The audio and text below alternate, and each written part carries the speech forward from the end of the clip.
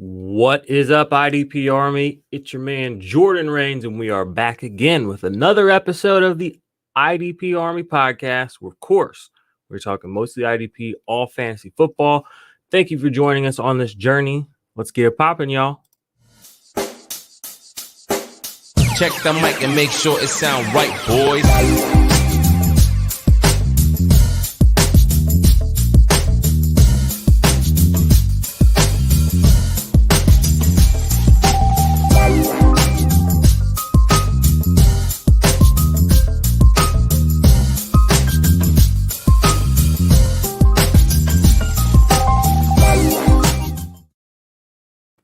All right, what's up, y'all? Glad to be back with you. Today, we're going to be going over the Denver Broncos, continuing our team previews for fantasy.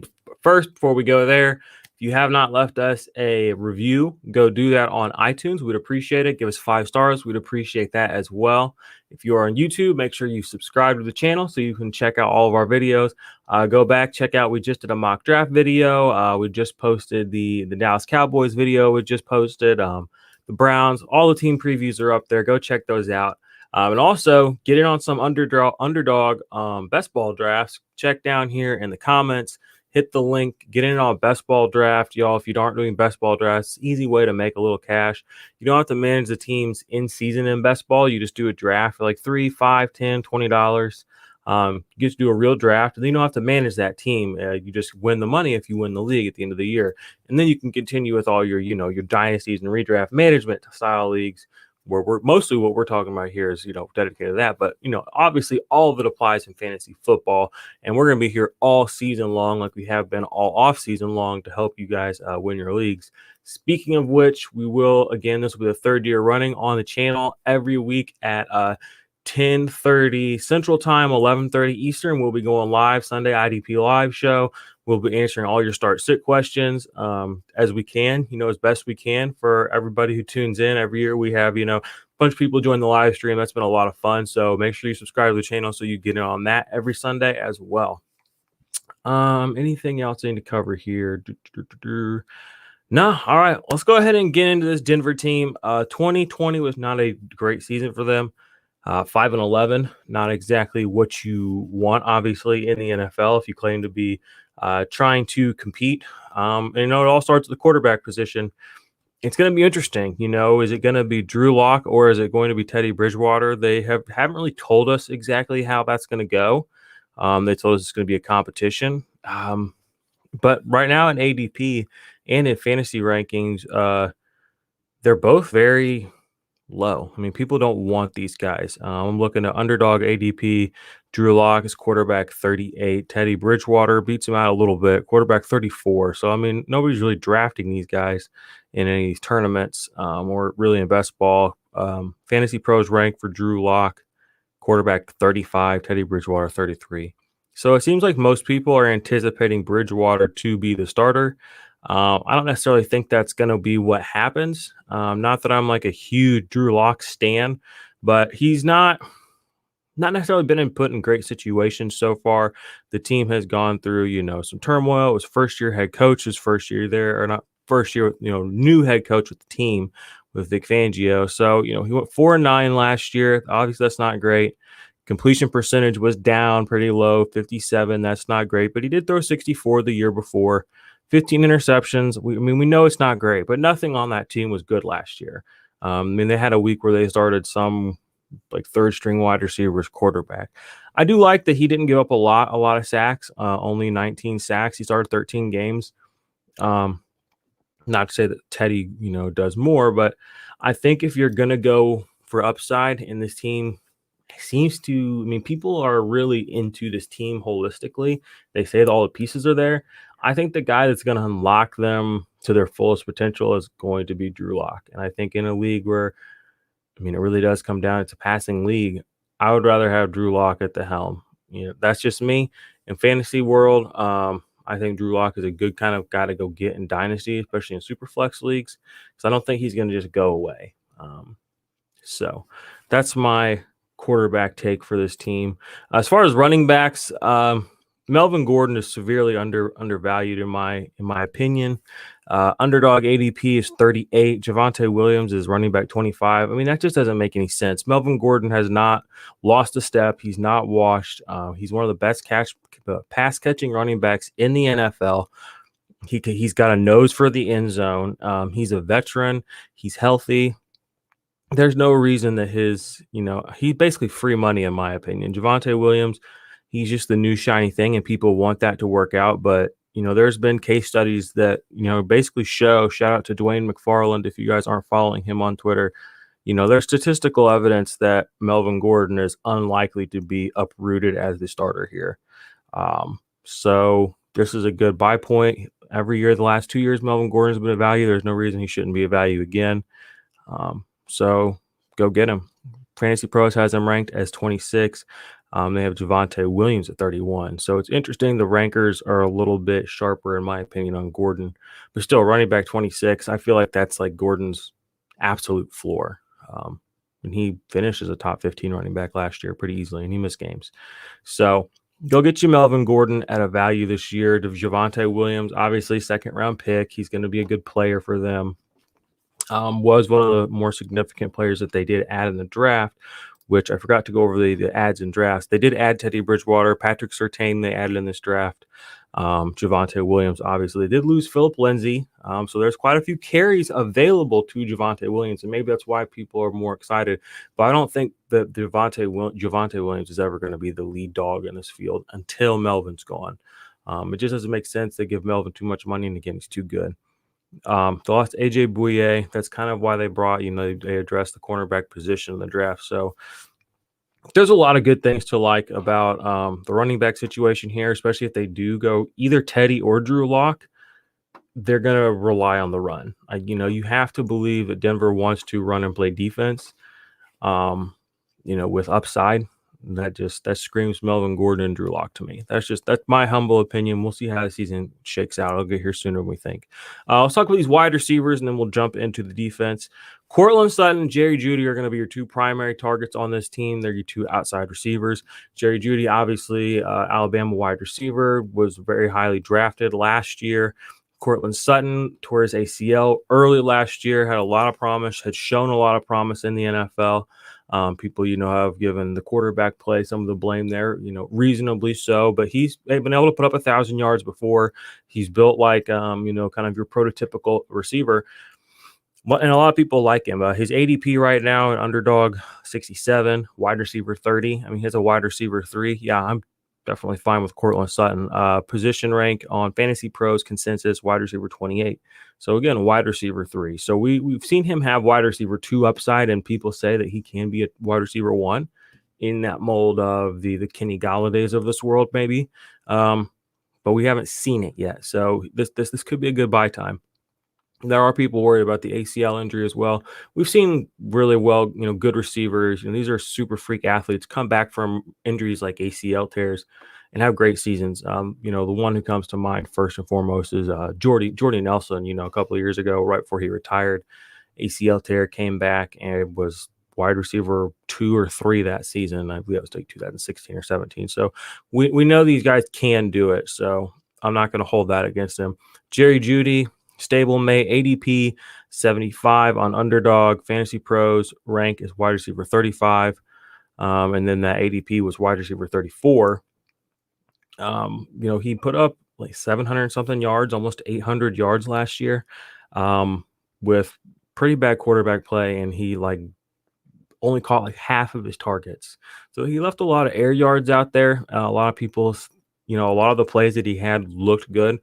I'm kind of the mindset now, and this is take it as you will. This is kind of my philosophy in fantasy anymore.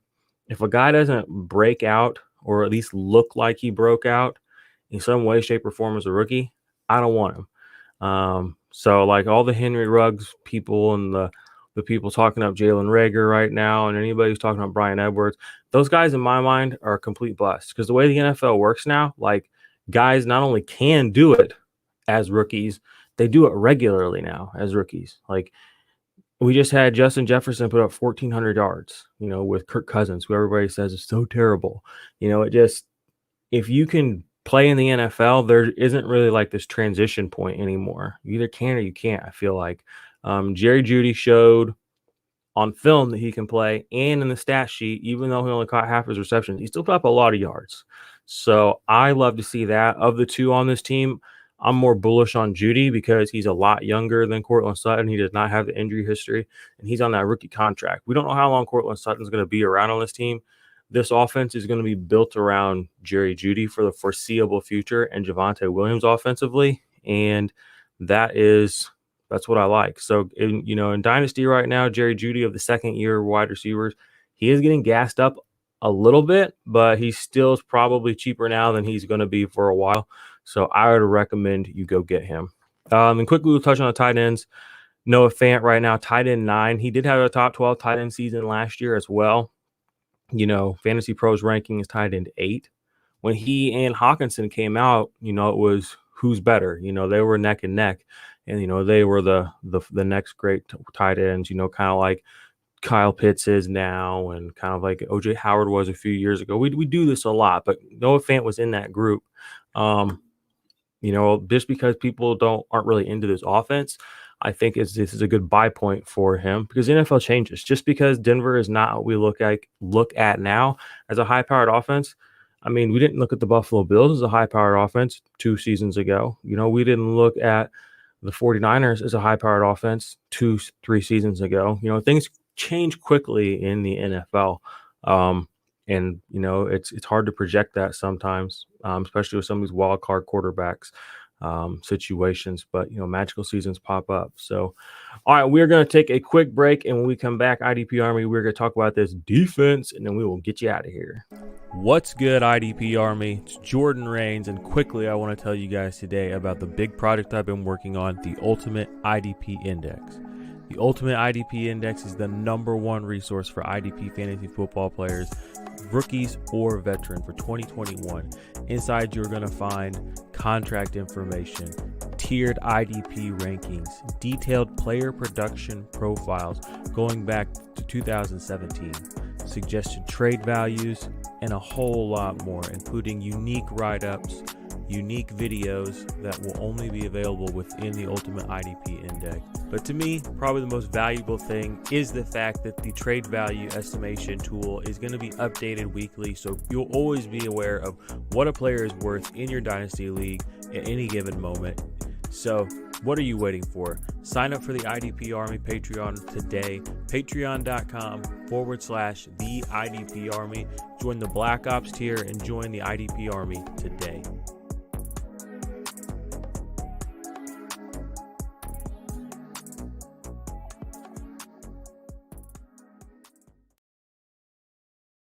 What's up? We are back. Shout out to the Patreons, guys. Go check out the Ultimate IDP Index on the Patreon, patreon.com/the IDP Army. As the season gets here, I'm going to be more obviously focused on those guys, the community there, because they're the ones who are supporting the channel and making all this happen for everybody else, where it is happening for free, where I'm putting out the content. They're the ones who are supporting that. So in season, I'm going to be helping those guys when I can, first and foremost. I appreciate them. We appreciate you joining the IDP Army. I got merch coming. I'll be at the Expo. So if you're going to be in Canton on August something or other, whenever the Fantasy Football Expo is, I'll be there. We'll be having some giveaway stuff. We'll be having some interview type things, doing maybe like a live stream pod or something like that. So come hang out with us, IDP Army. It's going to be a good year. We're going to win a lot of championships. And without further ado, let's get to this defense. All right. So let's talk about the linebackers first. And I don't want to bore you because it's a pretty boring linebacker core. Josie Jewell, Alexander Johnson are the incumbents, and then they added Baring Browning in the draft this year in the 3rd round, I believe. Alexander Johnson is kind of a PFF darling from a year ago, older guy, 28, 29 now. Josie Jewell is a very, what I call bread and butter linebacker. Both these guys are replaceable level talents. So I can see one of them losing their job to Baron Browning. If that were the case, if you believe in PFF grades, it's going to be Josie Jewell who gives up that spot. But the reality is those guys are arbitrage linebackers. They're not guys that I think have even a chance to break into the top 24 realistically. So I'm not going to be drafting them at all in any of my leagues.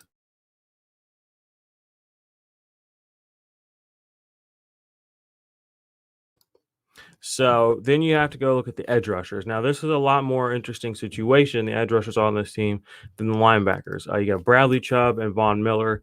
Von Miller is coming back from an injury, former Super Bowl MVP. People love Von Miller. I'm not, no shade of Von Miller, but he's getting a little too old for me. And again, I always try to be not against the older guys. You guys know that, but he just, I don't know. Von Miller just has seemed like since the Super Bowl, it's just been all talk. That's been a while ago. I haven't seen him really blow up. What do you have, like maybe 13, 14 sacks one season, a couple of seasons ago? I'm much more interested in Bradley Chubb. This last season, the young guy, he's 24, going to be 25 this year. Low key had 57 pressures, which was tied for 12th in the league. I mean, that's as many as Khalil Mack, who people say is the best edge rusher in the whole NFL. That's as many as Brian Burns. That's more than guys like Myles Garrett. And he did in 14 games, too. Myles Garrett had played 14 games. Khalil Mack, 16 games. So Bradley Chubb, for the pressure people out there, he should be super duper duper duper duper high in your rankings. Because he doesn't just, get sacks. He gets high tackle for loss numbers. He hit 9 this year, again in 14 games. Not really a big pass deflection guy, which you guys know I love that. But the quarterback hits are going to be so high because these pressures are high. That's going to help sustain, and he can put up over 60 tackles. We saw him do that his rookie season. So you've got a super high floor. He's got a big ceiling. If we can get some more of these auxiliary plays going on, I think we could be looking at a DL1 season. He does have DL sleeper on eligibility on sleeper, as does Von Miller. I believe they're both dual eligible linebacker and defensive lineman. The other position on this team that you're really going to look for IDP value is going to be the secondary, and that's going to be Justin Simmons, the safety. That's going to be Kyle Fuller, the cornerback they just brought in, and Bryce Callahan. Callahan plays that slot position. He's going to be, a more of a tackle heavy kind of corner.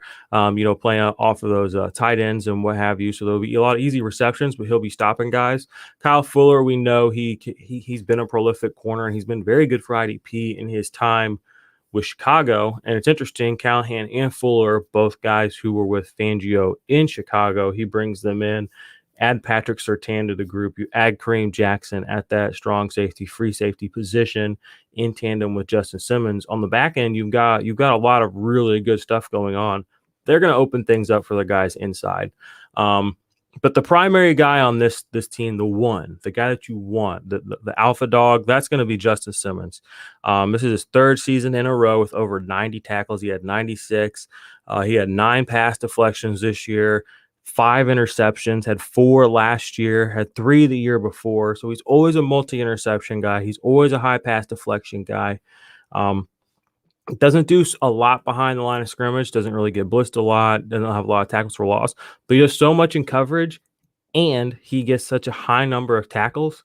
He is one of the best safeties in the NFL. He's one of the highest. I don't know if he is the highest anymore, but he's one of the highest paid safeties in the NFL for a reason. And for your IDP teams, he's going to be the primary guy you're going to look at on this team and that you're going to want. I think I have him right now on idparmy.com. You guys can go check that out in my rankings. He is my currently defensive back 7. He's currently my defensive back 8. So immediately in front of him, I have John Johnson and Derwin James.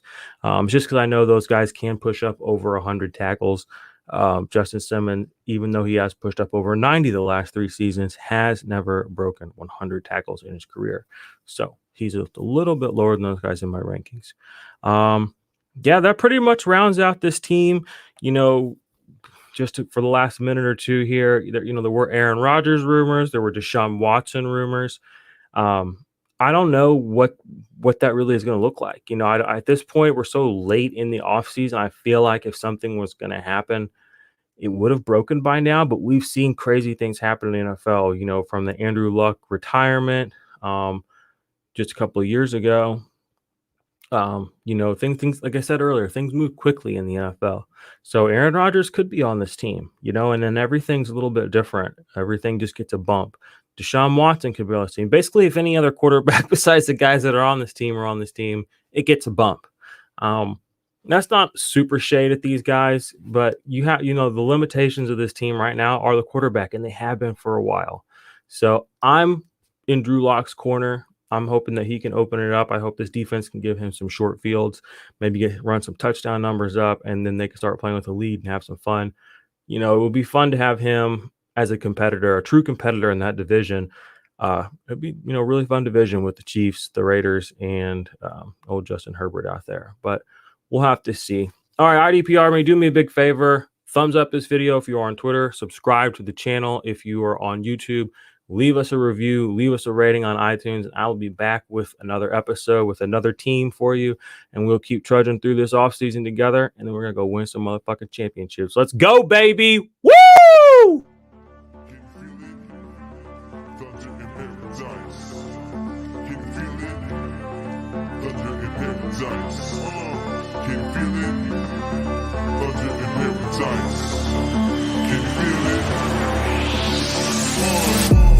Let the rain hit the sand. Build a house on a rock, got a plan. Gotta get stocks, keep them bands. Hear the clock tick, blades on the fan. Used to be mundane on a Monday. Now you have fun day on a Sunday. Cause you're switching it up and you